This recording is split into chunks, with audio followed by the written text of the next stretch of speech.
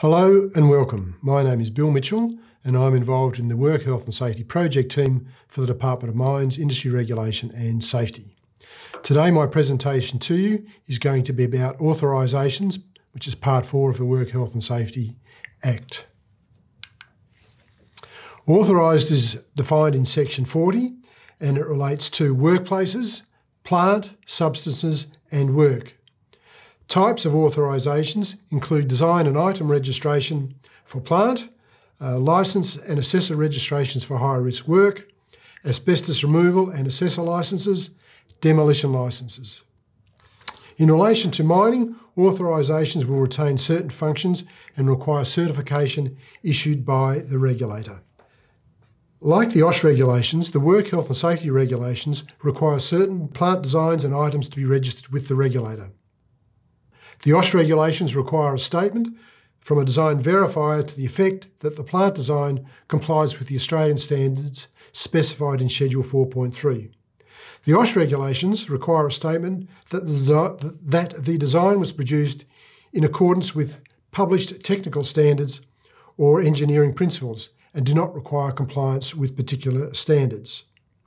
As a result of this drafting for plant design, initiated after the Work Health and Safety laws commence, there is increased flexibility to adopt alternatives to the Australian standards.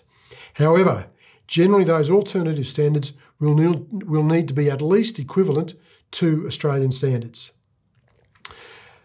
The requirements for the new design and item registration requirements apply 2 years after the Work Health and Safety laws commence.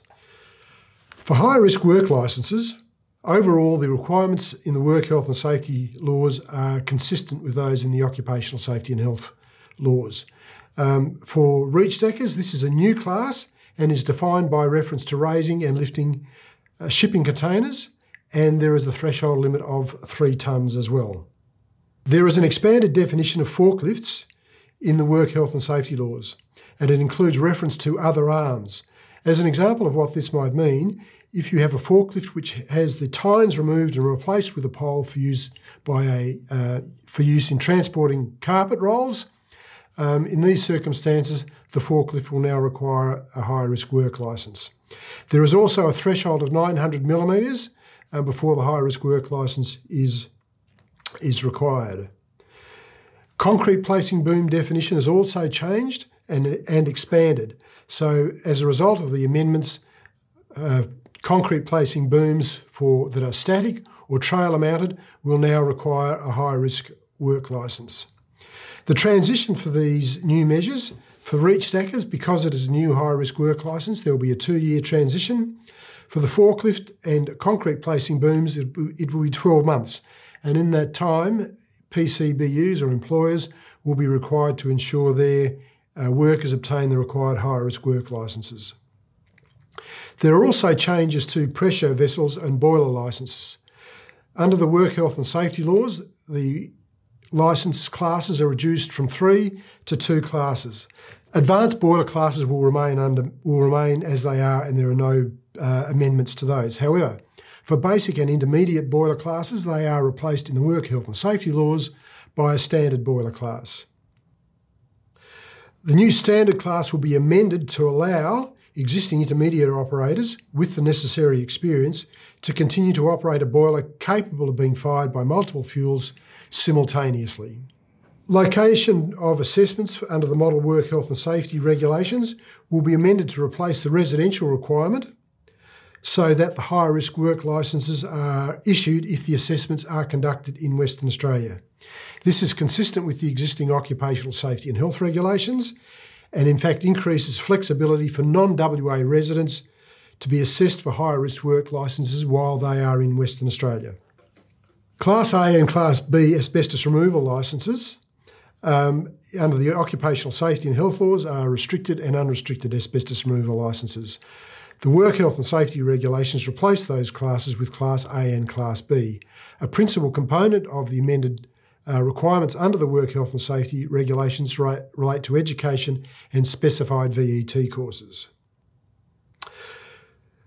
For Class A asbestos removal licences, there is an additional requirement, which is that there be a certified safety management system. To work with asbestos, the asbestos removalist must be satisfied that each worker holds a certificate for the specified VET course relevant to the asbestos removal work being carried out by the worker. For a Class A and Class B asbestos removal requires each named supervisor to have completed the specified VET course. And the course name is Supervised Asbestos Removal Work. A copy of the certification must be sent to the regulator. In addition, the supervisor specified VET course has the worker courses as prerequisites. In relation to notifications, the work health and safety regulations require both Class A and Class B asbestos removal work be notified to the regulator. Under the Occupational Safety and Health regulations, it's only Class A asbestos removal work, so that is an additional or an expanded requirement. All worker training and all training for workers and supervisors must be completed within 12 months of the work health and safety laws commencing, so by the beginning of 2023. There will be further information about the asbestos transition once the regulations are finalised. So a new licence imposed under the work health and safety laws is the Asbestos Assessor licence. The Asbestos Assessor licence is required under the work health and safety laws for Class A asbestos removal work involving air monitoring, clearance inspections and issuing clearance certificates. To receive a licence, applicants must have evidence of relevant training and experience and either a specified VET course or evidence of a tertiary qualification, and that qualifications can include an occupational health and safety qualification, industrial hygiene or environmental health. As a distinction, Class B requires assessors, but these must be competent and independent but do not need to be licensed. The transition for the Asbestos Assessor licence will be 12 months to commence in January 2023. So in summary, I would encourage you to stay in contact with the department through the various social media options and consider subscribing, if you haven't already, to the department's newsletter. Thank you for watching.